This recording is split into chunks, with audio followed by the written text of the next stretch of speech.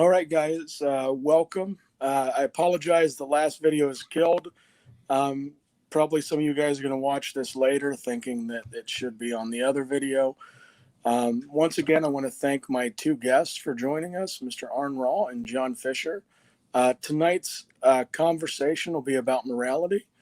Aron, if you don't mind, we figured John could kind of lay out his argument because he has the positive, and then you can critique it from there.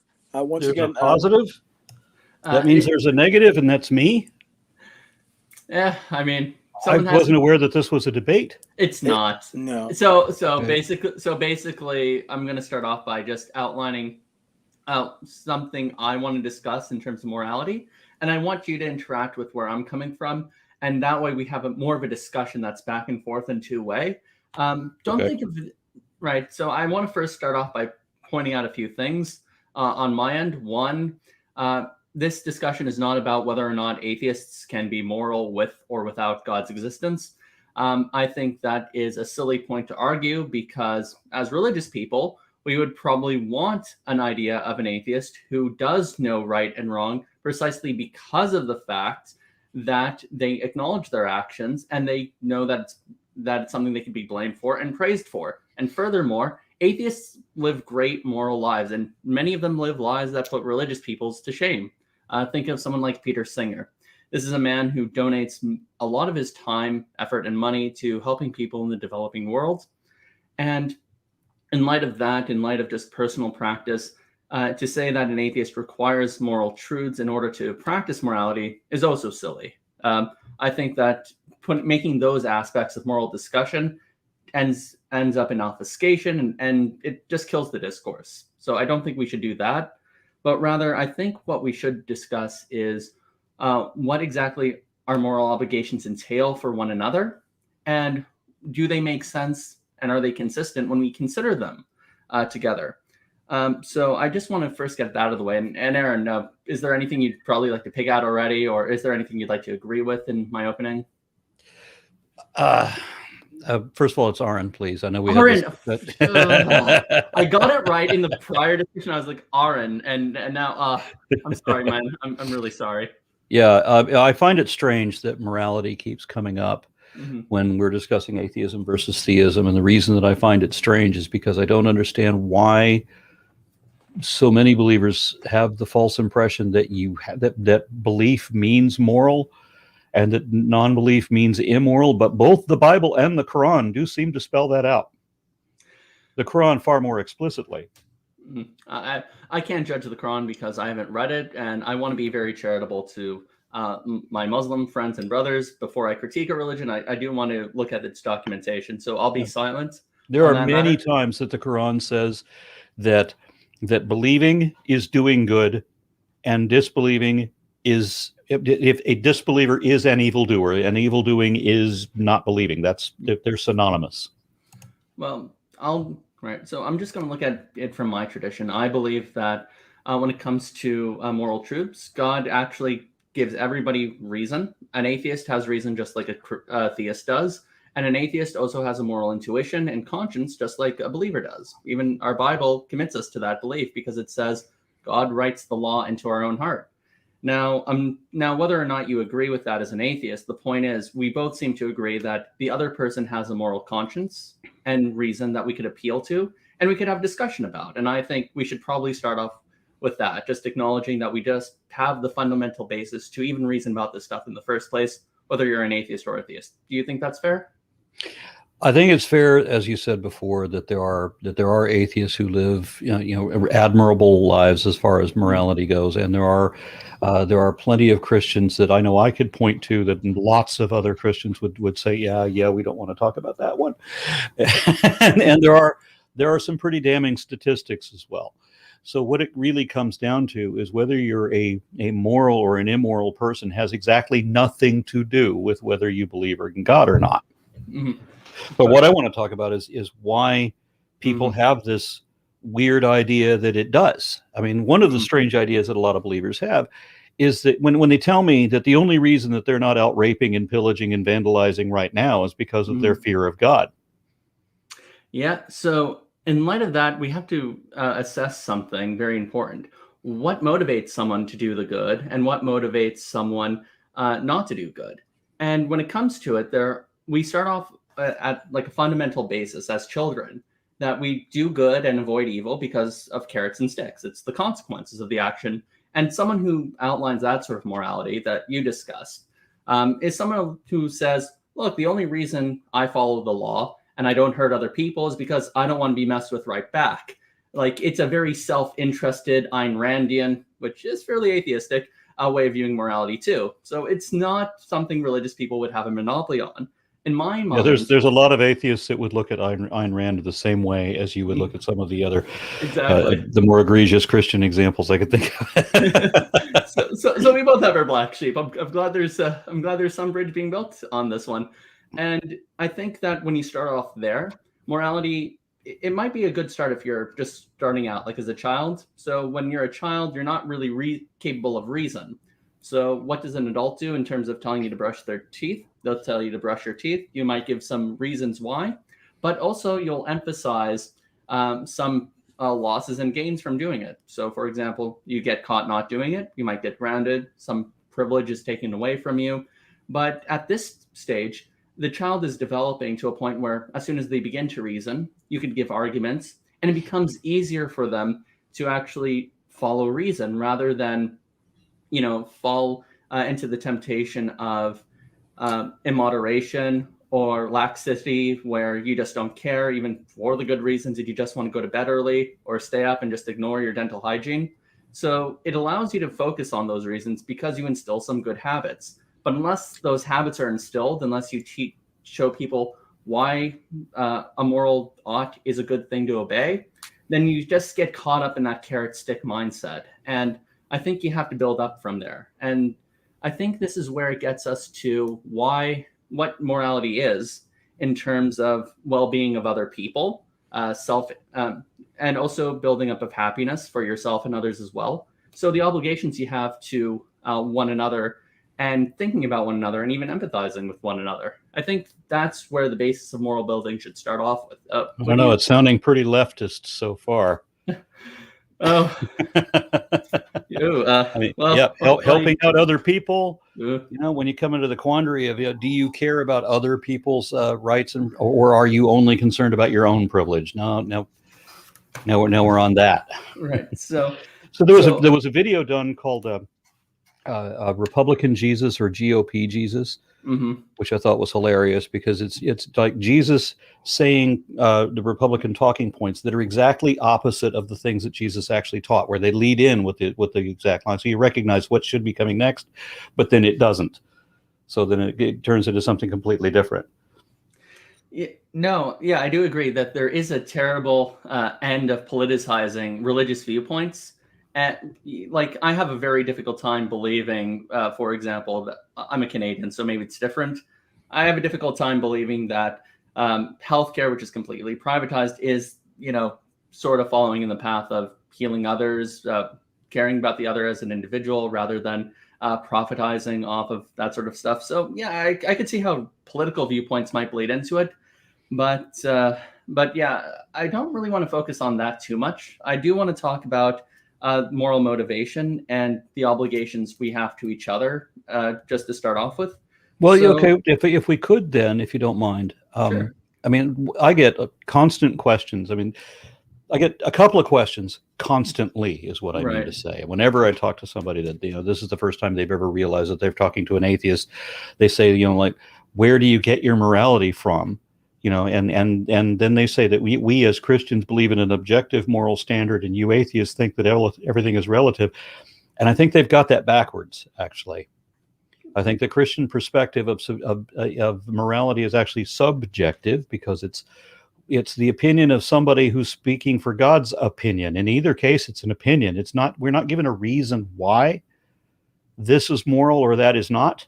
If we had a reason why, then we could look at it objectively. But we don't get that. We're getting because I told you so.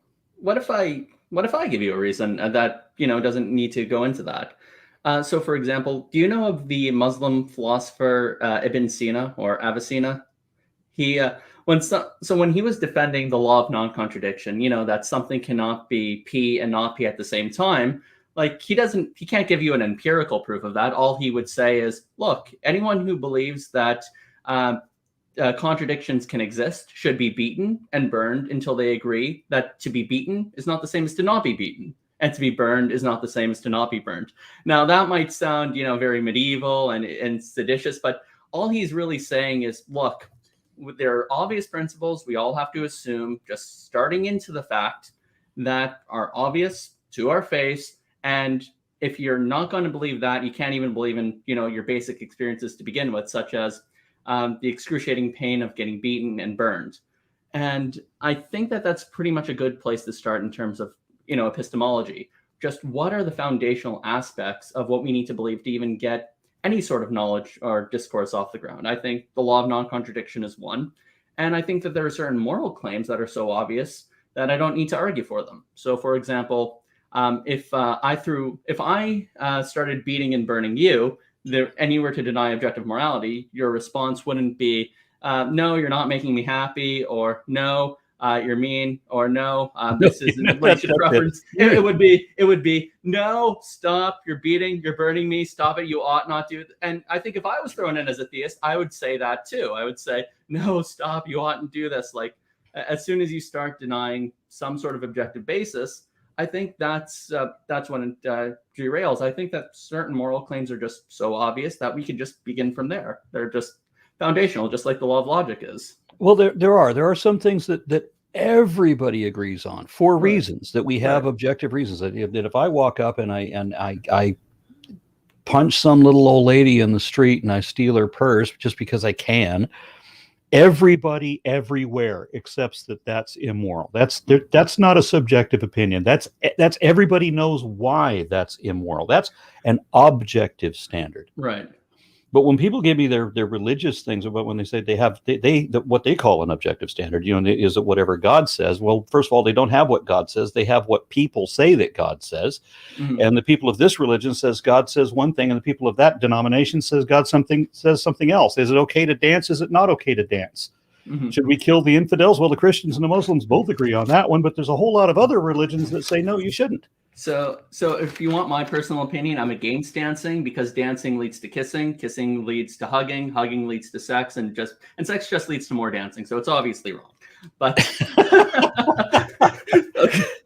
yeah, I never understood why morality had to be centered around sex, as opposed to something that I think is more basic, which is lies and violence. And I put lies and violence in the same category. What believers will often hit me with is if you're not religious, you don't believe in God, then what's wrong with lying? Right. And I find it funny that apologists always ask me what's wrong with lying, because they know they base their arguments on lies. They depend on it. All right. And so they will come up with excuses for why lying is justified. Mm-hmm. And it's not, to me. Lying and violence are in the same category, in that there's something that you maybe as a last resort of desperate self-preservation. Mm-hmm. And it may not be excusable even then. Right. Yeah. So in terms of lying, like you could probably see why someone would lie if they're faced with a Nazi, for example, and the Nazi asks if there are any Jews hiding. So you might, raise an exception for lying in that situation. But yeah. I think in terms of talking about obligations, because I think we both agree we have obligations to one another, that maybe we should start off here. Like, would you agree? Would you agree with the following? If we ought to do something, it means we can. So, for example, let's say you're at the beach, you don't know how to swim, your friend is drowning. Given that you don't know how to swim and no one else is there, would you just jump right in and try to save him, despite the fact that you don't know how to swim at that point? Desperate times call for desperate measures. It would have to be up to my judgment. Now, I know someone who can't swim. Mm-hmm. And if she were to jump in to save somebody else, then you're just going to have two people to save. Yeah, exactly. So one of the biggest factors in obligation is knowing what you can and can't do. And it's not rational to expect someone who can't do something to do something. And I think if we start off there, we have, kind of a place where we could both start off. And by the way, I am going through a thought process that I hope gets us, that I would say gets us to, it is reasonable to believe in God, but I want to say that this conclusion doesn't force discernment. Like, you could be rational and disagree with my argument. Yeah, but before we begin, we really have Right. to answer the other question that I always get, women, Uh, is where do you get your morality from? I think And it's I get my morality from the same place you do, same place everybody does. Christians think they get their morality from someplace else, but actually they get it from the same place as all atheists do. Oh, I agree. We get our morality from our evolution as a social species. All right. And I did a series of videos called The Systematic Classification of Life. Episode 49 of that explains this in a little bit more detail. But when you live in a society of people, mm-hmm. and you all have to interact with each other, and you depend on society. No man is an island. We cannot be like the tiger and be alone in the wilderness, for all the time. We need other people around us in order to survive. We all need to collaborate our jobs and duties. Here, you take care of this, I'll take care of that. We'll both be good together if we both do our share, that sort of thing. And you very quickly come into a situation where when somebody is not doing their job, right, that person is not trusted. That person is denigrated. Well, somebody who goes out of their way is obviously showing empathy for other people. That person is celebrated. That person is rewarded. That person is endeared. He gets actual love and respect. And so now to think about population mechanics, generations down the road, the people who don't keep their word, the people who don't have empathy, the people who have, let's say, dysfunctional mirror neurons or underdeveloped frontal lobes, whatever. They don't care about other people. They only care about themselves. Those people tend to be removed from society, either being by being banished, imprisoned, or killed. Mm-hmm. Whereas those people who actually do care about other people end up being the most prolific. So we end up having a natural empathy for our family, friends, and fellows. And the most respected people are the ones who do their work, the ones who go out of their way to take care of other people, and the ones who keep their word, the ones who are honest, the ones that we can trust and rely on. So that's where our morality comes from. Okay. So believe it or not, my no point I'm going to raise is actually in contradiction to anything you just said. I could accept it just as well as you can. And now, granted, I would have to say that God is the one guiding all that stuff, but it doesn't really matter, because as long as we both agree that the mechanisms originate obligations to ourselves and others, then that's fine by me. And I think we can both go forward with that. Does that sound fair? All right. Yeah, I'll go with that. So we both agree that if we ought to do something, then we can do it. It's a necessary condition that if you're obliged to do something, it means you can do it. And would you say that we ought to fulfill all our moral obligation to the best of our abilities? Would you agree with me on that one? I'm not sure what ought means. I mean, because I'm a little quizzical on when we ought to do something, it means we can do something. All right. So for example, would you agree with this? We ought to accept the conclusion of any sound and valid argument. So if I give you an argument which has the form if P, then Q, P, therefore Q, and both the premises are sound, they're true, then the conclusion follows, you are obliged to accept that conclusion as well, on pain of As a rationality. reasonable person, yes, I would have to. Yes, exactly. So that's kind of the same thing. If you give somebody an argument and they're just not accepting the conclusion, and it seems like both of the premises are like really self-evident, and they're just saying no, not even like I'll think about it later, or oh, that's a really good point. They're just rejecting it out of the gate. You're going to be frustrated. And chances are you've dealt with people who you felt you gave a really good reason for why you believe something, and they're just not having it. You're going to be a little more frustrated with them than, somebody who might not understand the points you're trying to communicate to them. Like there's a disparity there between someone who can grasp it, who you expect to grasp it, and they don't, versus, someone who just lacks the understanding too. The more specific example that I would give is very often I try to challenge people that I can show you I can effectively prove evolution even to your satisfaction. I talk to a lot of creationists all the time, and what the common reaction is, if they take me seriously at all, they will flee from that challenge like anything, like they're on fire. They will run away and avoid it. But in the few occasions where I've gotten somebody on, I've always had to preface this. that the conditions of this interaction is going to have to be a Socratic interaction. I have to get you to understand the basics and get you to acknowledge that you understand this before we move on to the next level. Okay. Exactly. So that means that I'm going to ask you a series of questions. You can ask me questions. I have to answer them too. If I ask you questions, you cannot repeatedly ignore any direct question. Right. If you do, then I'm going to just have to assume that you're trolling. If I've had to ask you the same question 3 or 4 times, and you duck and dodge or come up with something else, I'm just going to have to give up. I'm under no obligation to continue. With only one exception, in the last 25 years, of the dozens of people that I've gone through this challenge with, only one of them has actually proceeded to go through a couple dozen mutual exchanges as agreed, answering all questions and asking sincere questions. Because the only questions I get are the questions they hope I don't know the answer to. Interesting. And if they find out that I have the answer, then they don't want to hear it. They want to change and ask a different question and keep asking questions, interrupting my answer, keep asking questions until they find something that they think I can't answer. But they will not answer my questions at all. Period. I get the frustration with that.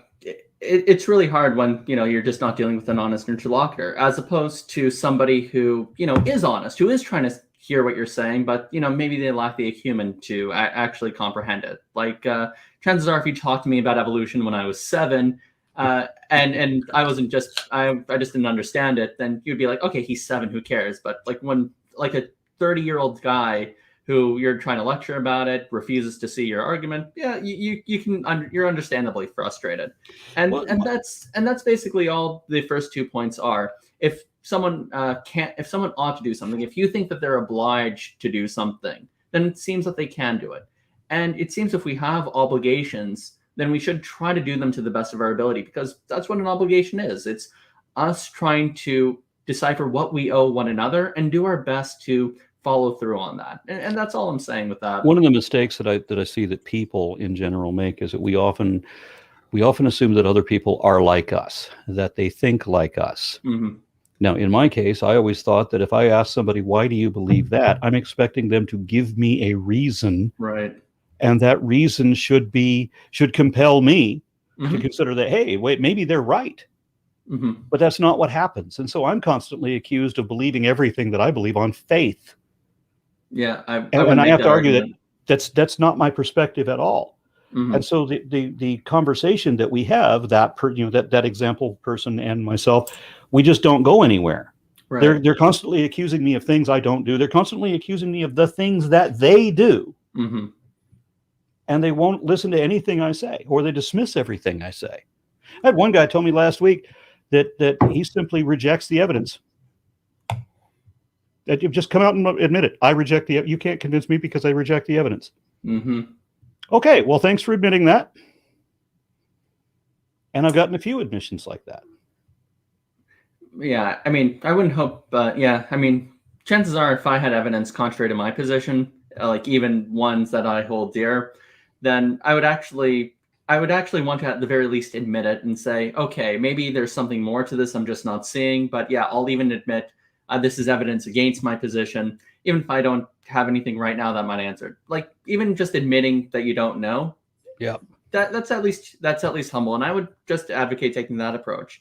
And that's I like when people come, and I'm not being sarcastic here, I don't like this at all, but when people come up, when they say that they can prove God to me, right? Just like I said, I can prove evolution to them. They say they can prove God to me. Okay. And it very rarely happens that they do, but it has happened. Okay. Prove God to me. I'm listening. And then I get false premises. Right. I get statements of fact that are factually false. I get statistics that are all wrong. Or I get, because what I see as ubiquitous throughout religion, not just Christianity, but all religion, is the question begging fallacy. Right. And that's the one I constantly get. Well, look at the trees. Look at the sunset.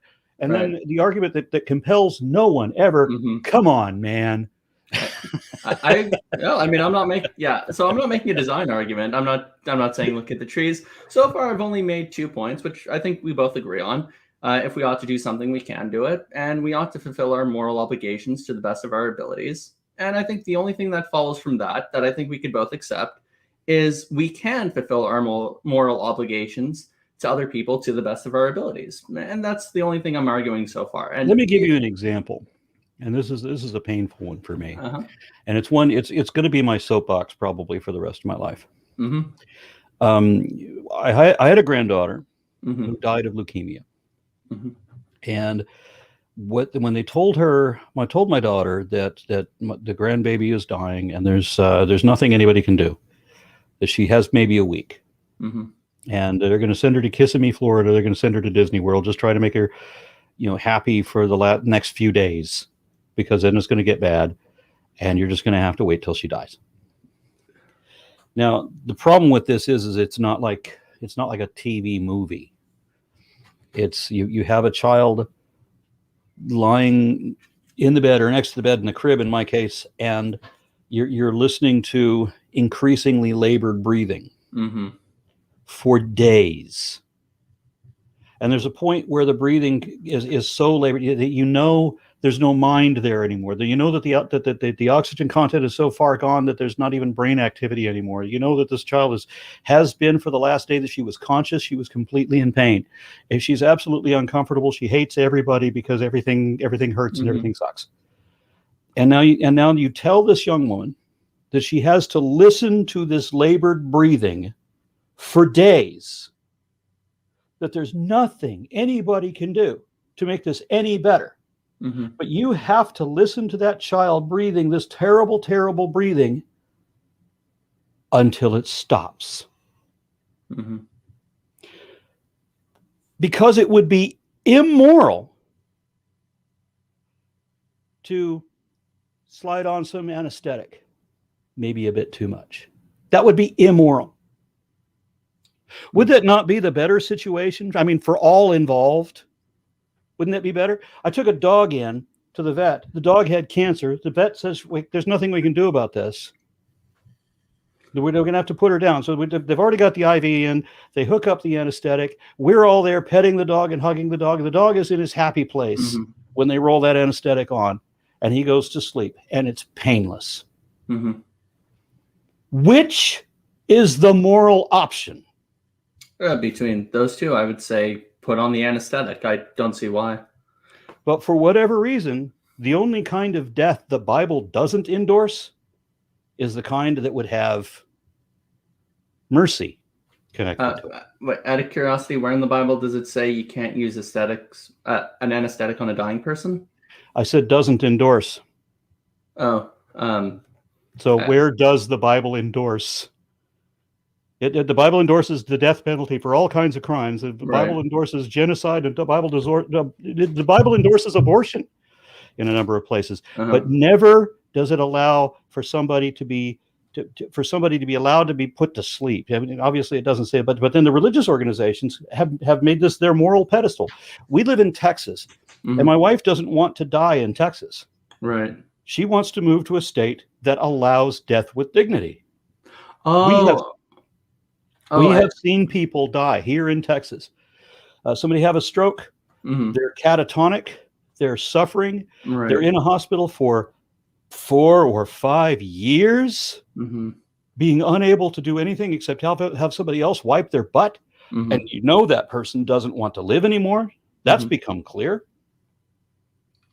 But we can't do that because it would be immoral to bring that pain to an end.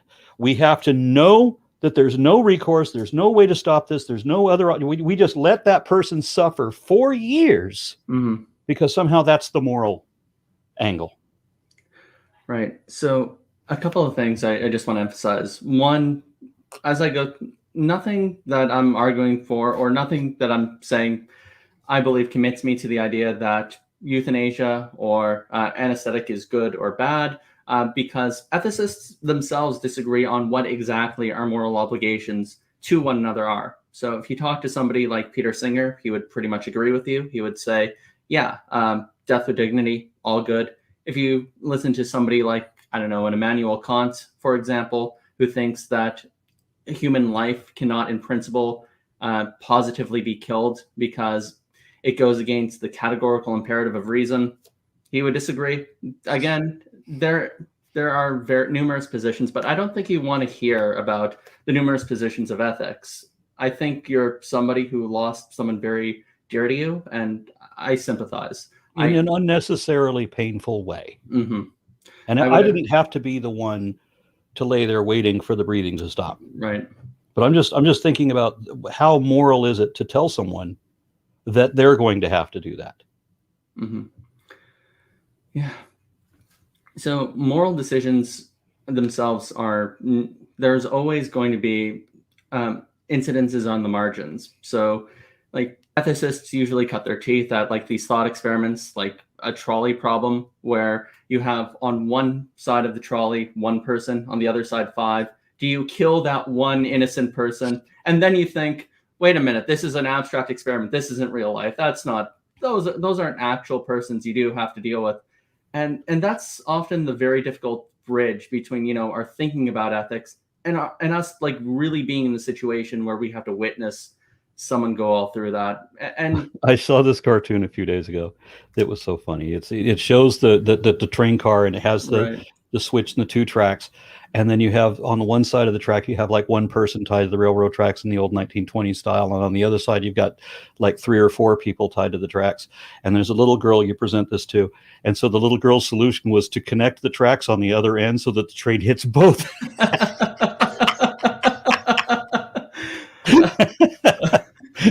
Yeah. So I just want to be clear though, that I'm not arguing for like any system of ethics. There are Christians who are consequentialists, I'm sure, who would probably even side with you. Like go to an Episcopalian church or a Unitarian church. They'd probably agree with everything you said. And there are, I'm pretty sure there are those on the more conservative end of the spectrum who would disagree with you. But I'm not really trying to argue for like either side on this one. I'm just saying at the end of it, it's reasonable to believe that a God exists. I'm not even saying one does. I'm just saying it's reasonable to believe in that. And I'm just really arguing. You're saying that, but there's no justification for it, because it is in fact not remotely reasonable to believe that a God exists. But so far I've only given you 2 premises, and I don't think I've really neither of which relate to the God. Well, I mean, you build up. You don't just throw in everything at the beginning. Okay, of it. let's look at one more moral dilemma. Could I perhaps maybe ask you a few questions, if you don't mind, because you brought up the moral dilemmas? Sure.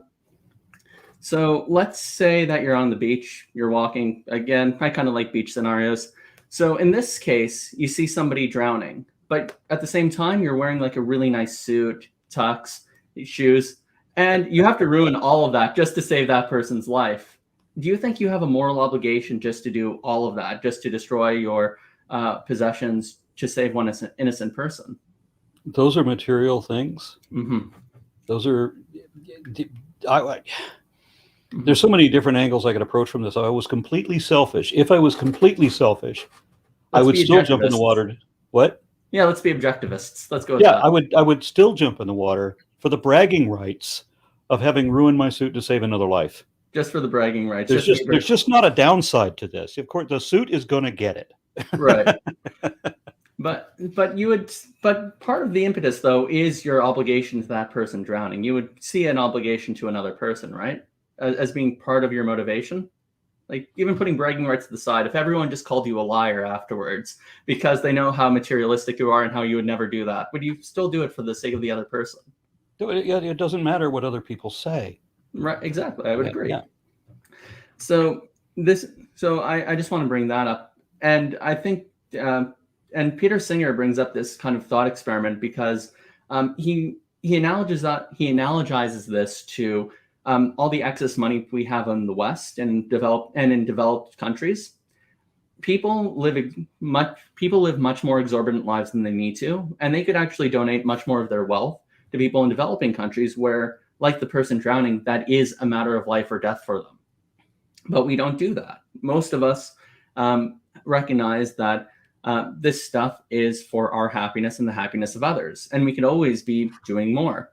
Yeah, I'm in a different situation in that I can't call it wealth. I'm far beneath wealthy, but I mean, what little money I do have comes from donations from patrons. Mm-hmm. So if I were to make donations on someone else's behalf, I'm literally donating someone else's money. Now, if I was making scads, if I was making more than more than I need, then that might be another consideration. But I am not. Right. So, and fair enough. I think you're in a very peculiar situation. But most people would. But the point that Singer would actually just make is we could just be doing a whole lot more than we are, and that goes to what John Hare calls like the high demands of morality. So all human beings are equal to one another. So when you think of how you should be treated, it's pretty much the same how I should be treated or anyone else, because no one's more special than one another. We're all equal in that regard. And at the same time, we could be doing a whole lot more to help other people. But unfortunately, there's a downside. And that downside is there's no guarantee of our own happiness in doing all that stuff. So instead of like that nice suit, think of something more simple, like, I don't know, think of a bad movie. Like, think of seeing Braveheart and spending money on that. We discussed Braveheart in the beginning. So I've seen many movies much worse than that since. Let's say Men in Black 3. Like, for the price you pay to see Men in Black 3, that's going to help someone a whole lot more than you or me. Like, God's not dead. Like, okay, I think we should just liquidate those movie franchises and just use those for the betterment of humanity. Let's agree there. That's some theistic agreement. The point is, what I wouldn't give for 20 minutes in a conversation with Kevin Sorbo. That would be so much fun. How dare you challenge Hercules? But dude, you were a god. You should know better than this. Okay, that's a good. So. And that's one part of it. So we have these obligations to other people and the high cost of it. But at the same time, we also have a happiness motivation. So we have a utilitarian motivation, maximizing the wealth of others as our equals. So that's one duty we have. But we also have a duty to ourselves and others of motivating our own happiness. And that's a reasonable thing to do, to be happy. And yet we're caught in a tension with one another. I've talked to a number of people who are working with atheists helping the homeless, for example. There's a number of different outlets of that. Right. And the frustration they all have is that in order to help the homeless in any given area, you need a collaborative effort because there needs to be an efficiency hotel, or there needs to be like a block of Soviet-style efficiency apartments, that people can be housed in. Somebody needs to donate more than any one person has to donate. So it has to be a collaborative effort. If you're going to take care of a homeless situation, that can't be one person going to solve that. That has to be an entire societal effort to do that. But then people get weird when you suggest donating or allocating any part of the communal budget or the tax budget to try to alleviate homelessness, because then now you've cued in a couple of words that just cause people to start salivating with anger when they don't know what those words mean, but they've been trained like Pavlovian dogs that they're going to respond to those words negatively. Yeah, and that just goes to human selfishness. Like, how dare you give my hard-earned tax dollars to a bunch of bums? Like, yeah, that sickens me too. Not gonna lie, having programs to help the homeless is in their benefit as human beings, and that's just part of the moral demand for others. But you have that kind of happiness or selfishness kicking into people where it's my hard-earned money, it's mine to do with what I please, and that's kind of the second thing we have. And to be fair, that's not like totally bad. So for example, if you're in a situation where you donate a lot of money to help someone in the developing world with his family, people are going to congratulate you, but then tell them, yeah, but that money was actually going to my kid's tuition. Suddenly it seems less admirable, because we also see that we have obligations to like our family members and our close loved ones. And the thing I want to bring up with this is this tension between our own happiness and helping other people, like the motivation to help other people as others. So our obligations to them. And I want to say that on a naturalistic viewpoint, those things come into tension, and there's no guarantee of our happiness with good action. Our happiness becomes, how should I put this? It becomes a zero-sum game where it's like, if other people benefit, my own happiness dwindles. Now, there's a philosopher named Sedgwick who said, well, here are two responses we could give. One is like the psychological response. When I help other people, that's my happiness. When I see other people happy, I become happier. When a homeless person is given a sandwich and he can eat and has sustenance, I become happy as a result of that. And this was one way of reconciling it. But unfortunately, with that way, the people we tend to want to see happy the most are our relatives, our close loved ones, and people who are local to us and are just like us or in our own class and tax bracket or our own countrymen.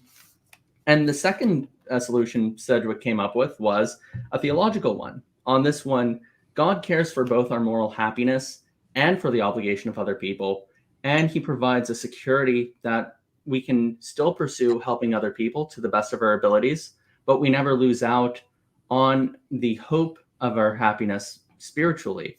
So we could have situations where people completely give up their happiness, but it's a very rational thing to do because they're never really losing out on what makes them happy. And I think in light of that, because there's a reconciliation of this tension between helping other people but pursuing our own happiness, theism provides a sort of way of reconciling those two budding obligations to ourselves and others. And moral action becomes less tense on that view. Whereas on... I don't see theism as being relevant to that. So, right. So do you think that theism wouldn't relieve the tension? Or do you think that there's another way to relieve the tension without going to a theological solution? There's not a reason. Theology is irrelevant to the discussion. So theology doesn't achieve the goal that you say that it achieves. It has nothing to do with that. So right. So you don't believe there can be, in principle, hope for eternal happiness? Not if you think about it more than 10 minutes. Oh, how so? The most damning thing I can think of, it would be an eternity in heaven with the Christian God. Well, the Muslim God would actually be worse, but technically it's the same thing. But yeah, it would be just awful. Did you ever see the episode of The Twilight Zone called The Good Life? Oh yeah, with the kid who can read minds, and you're just there. happy. You go. You spend eternity with a telepath, and you better be thinking good thoughts all the time. And then so you're in heaven going, oh, it's good that you did that awful thing to those poor people, God. I mean, it's a real good thing. You'd have to do that forever and ever and ever, because there's no way to let it end. You can't get out of this. Billions and billions of years with your lips wrapped around the colon of that somehow inexplicably insecure God forever and ever. And there's no way to commit suicide. As Christopher Hitchens said, at least you can die and leave North Korea.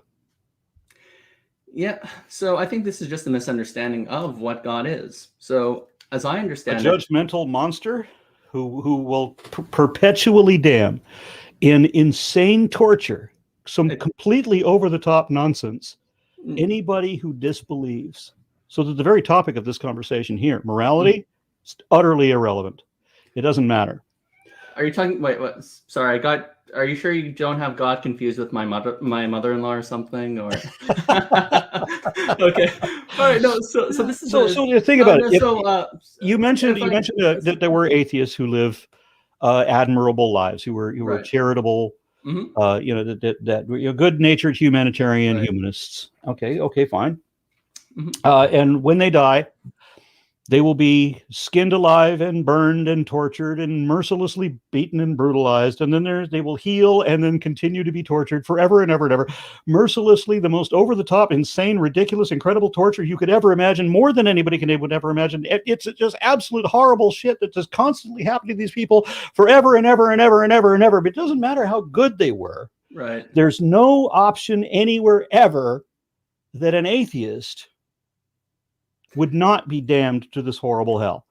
Right. Every unbeliever will be damned. There's no provision that if you're good, you go to heaven, and if you're bad, you go to hell. No, you believe, then all sins can be forgiven, and you'll be allowed into heaven. You just have to ask for forgiveness, and then you will be forgiven, and you get to get into heaven. And you can sin all you want to. Just keep asking for forgiveness, and you can still get into heaven. Because I'm told all the time that the only reason I'm an atheist is because I want to pretend that God doesn't exist, that I somehow secretly believe that he does, but I want to pretend that he doesn't, because I'm so stupid that if I think that if I can't see him, then he can't see me. I'm as dumb as the bug bladder beast of Troll in that respect. And so I just want to continue sinning, whatever the hell that means. And so I want to pretend that there's no God. But if I was Christian, then I can sin all I want to. And all I have to do is ask forgiveness, and then I will go to heaven. But if I'm an atheist, then it doesn't matter how good I am, because the only sin that will not be forgiven is the sin of disbelief. Right.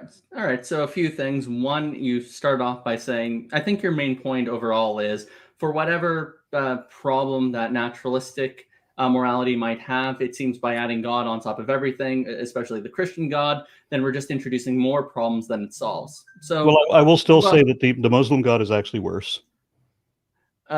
Yeah, I'm sorry. I'm not gonna, defecate on other people's religions. Look, I think it's just a matter of charity. If you don't look into I'm not saying you haven't. I'm saying I haven't looked into something, so I'm not going to do that.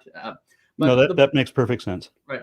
So a few things, though. One, Christianity isn't necessarily committed to the idea of eternal conscious torment. There are Christians who are universalists who think that the punishment we undergo is actually going to be a temporary one. So they would say something along the lines of why would you be punished at all? Because as an atheist. I think I need some time to respond, because you listed quite a few objections, and I think it only merits some time to respond to all of them. So there are Christians who are universalists that don't believe in eternal conscious torment. They would just say that the spiritual losses you suffer or are punished are temporary. They're annihilationists who don't think that the punishment is forever and ever and ever. It's just the loss of eternal life. My friend Father James takes that position. As for the eternal conscious torment crew, they would just say that you are not actually punished for disbelief. You are just punished for violating your moral obligations to other people.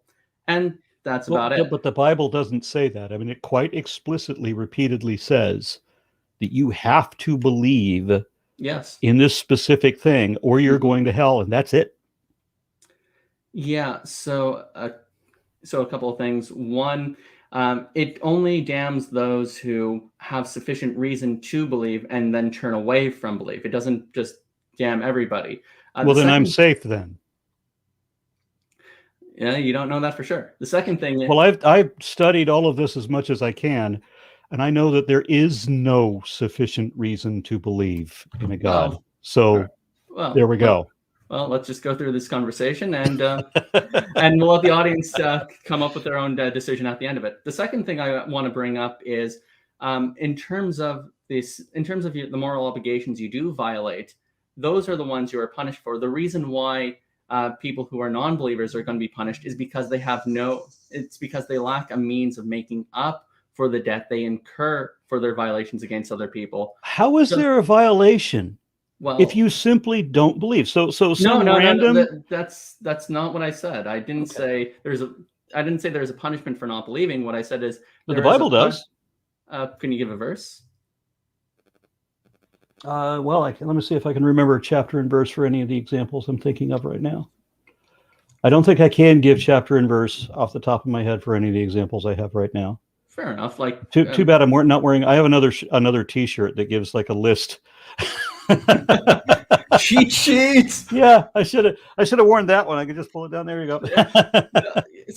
Right. Yeah, you can only the only sin that will not be forgiven is the sin of disbelief. There's 3 different places in the Bible where it says that you cannot blaspheme against the Holy Spirit. Every other crime can be forgiven, but you can't do that. So if I say that I don't believe that there is a Holy Spirit, I don't believe any of this at all, well, then I'm done. I could become Christian tomorrow, but it didn't matter because I said it today. That's the unforgivable sin. Yeah. The Bible is the absolute truth, which it obviously isn't. But if it was, then the fact that I blasphemed yesterday means that I'm doomed tomorrow, even if I'm Christian today. Right. So the key thing is in this life or the next. So that final judgment on the denying of the Holy Spirit doesn't really go into effect until it's something that is held onto until the point of death. The second thing to consider is when you receive the Holy Spirit in baptism, then it's not something that can be denied to you any longer. Okay, well, that happened to me at 8 in the Mormon church. Oh, that's invalid. Oh, of course, because No. you're a Christian who's going to tell me that they're not true Christians, and when funny that they would say the same thing about you. Yeah, they can say. And all of you are just dunking people's heads in the water because John the Baptist did it, and he had a cult out of it, and somebody decided that was a good idea. But all of you are just pretending. No, it's because they don't believe in the Trinity. So I'm not sure the dunking in the name of the Trinity works. If there are other binitarian Christians and there are Unitarian Christians as well. Trinitarian and Christian is not synonymous. That is true, but the point I'm just trying to emphasize is, in terms of the forgiveness of the Holy Spirit, that is not going to happen until the point of death. Any time until then, you're perfectly free to repent. So what happens with my mom, who's dedicated her life to Mormonism? She's dedicated her life to Jesus Christ. Yeah, that's for God to decide, not me. It's what? Oh, that's for God to decide, not me. I don't make judgments on people. I'm not hearing the word. That's something, not you. Oh, I see. That's something for God to judge, not me. God to judge. Okay. I hear that an awful lot when posed the question, but if I don't pose the question, then people will volunteer the answer, and they'll tell me that she's going to hell. Oh, and my wife was raised by a Catholic mother and a Protestant father, and they both told her that the other part of the family was going to go to hell for that. Sorry, that's just. I at one point in my life had a girlfriend who was Protestant, and we would argue about that back and forth. So it's just bringing back happy memories. Oh my gosh, you mean you're Catholic? Yes. Oh, this just got better. I hopefully in Canada. You're Catholic in Canada? Yes. Okay, what? So you've been following the news of the last couple of weeks, huh? Yes, I have. Graveyards full of Indigenous children. Yeah, and churches set asunder by arson. I'm sorry, what? And churches set asunder by arson. So basically, yeah, I wouldn't doubt that as a response. Yeah, all I know is I have ancestors who are Armenian Christian. We don't burn down mosques as a result of the genocide that went on against us. Yeah, but that's not quite the point, is it? Graveyards full of Indigenous children is the point. Yeah, that somebody responded by burning down the useless building. That's nowhere near comparable to the crime of the graveyard of Indigenous children. And the fact that that's not just a few churches in Canada. The same thing happened in a number of other countries. Yeah, as far as I understand it, retaliating by destroying a bit of property, one that is actually owned by the Indigenous communities themselves in certain places. Do not mistake that I don't endorse vandalism. Yes, I'm just saying you can't compare burning down a useless building to the systematic murder of a whole bunch of children. Yeah, started by the government of Canada and implicated in that other churches as well. But we often get singled out because, well, why not? No, it's true. I'm sorry, Catholicism is like the single most criminal religion I can think of. I mean, there's a lot of bad ones, but Catholicism has made quite a name for itself. Yeah, with all those hospitals we open, all those schools that we open and educating people. And all those graveyards full of children, not just in Canada, but in Ireland and everywhere else. And all of the looted property that we've and Darth Ratzinger telling people in Central Africa that use of condoms spreads AIDS. Yeah, this is coming from an American whose whole country's built on an Indian graveyard. I'm not saying I'm any better. Like, I'm in Canada. I was just about to say, you're Canadian. you don't have a place to say anything. Yeah, I realize what a hypocrisy my country is, and it's a sad thing because I was raised to be patriotic. It's at a point where I wish that I could be patriotic, but in order to be a patriot anymore, I will have to fix things. Mm-hmm. And that's a part of being a member of any organization. When there's criminal corruption or violation, you are a force to change things in that I'm pretty sure as a member of American Atheists, if there is an issue in your organization, you work to change things. I believe you kicked out a former, what was it, President David Silverman for his sexual abuse indiscretions or something along those lines. And yeah, well, I was not on the board at that moment. I see. I came on shortly thereafter. Right, but I don't think it would be fair of me to say because he did something wrong that it poorly reflects everyone in your organization. I think that would be a hasty generalization. But it is true that when anybody who's a noted face of an organization does anything wrong, it does. Jared still negatively impacts Subway sandwiches. That is true. I can't eat Subway sandwiches anymore because of that. Yeah, you know that Jared's favorite choice was, which do you want, 6 or 12? Get out! No, no, no! Get out! James, kick him out. Just okay. Well. Okay, so it seems like we have to wrap things up soon. I had a nice discussion with you, Aaron, despite the fact that we got into a bit of a yelling match at the end. Did we? Yeah, a bit. No, I didn't say like a huge one. Well, if I contributed to jabs. that, if that was the impression left, and then I do apologize because that was not my intent. I mean, it happens. Besides, I'm glad we got a few laughs in between the seriousness. That was actually the fun part of the discussion. So, James, thoughts? I'm just trying to make sure I don't accidentally end the video early again. But I wanted to say I wanted to actually thank both you guys, Mr. Aron Ra for coming on, John Fisher. This was very interesting, the back and forth, very friendly. I'm going to mute for a minute and give you guys a chance to plug your channels, where you're at, what you're doing. And then I'll try to kick an outro. If not, we'll just all wave bye to the camera. Beauty before age. So, Aaron, you can go ahead. Aaron, please. Aaron, somebody. I started drinking the beer, John. That was what did it. That's it. It's Coors Light. This isn't even beer. It's 4% swill. Yeah. Good luck. Yeah. Mine is. I don't know which one am I drinking. Oh yeah, this one. This is the one. Mine is. Yeah. There we go. 15.3% ABV. I am such a lightweight. All right. Well, so I am an atheist activist. It is what I do full time, and this is my only gig. So I need all the help I can get. If you want to support what I do, please go to patreon.com/ARONRA. And I thank you very much sincerely for your support. My name is John Fisher 2.0. You can catch me over at my channel at Original Wind Productions. Also, I have a Twitter you could follow, John Fisher 2.0. That is the number 2, spell out .dot, and O as in the number 0. It's been a joy being on this channel and speaking to Aron Ra. Yep. And once again, thank you everybody for watching. I apologize that I killed the other link.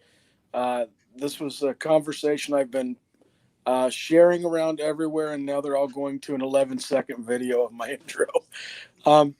Please consider liking and subscribing to the channel, and then maybe I will get better about actually doing these things appropriately.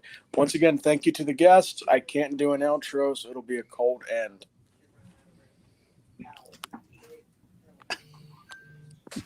If I could hit the end button.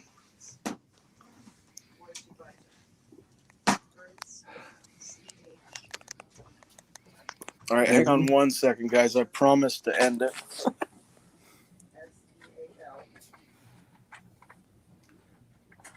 You might want to cut this part out.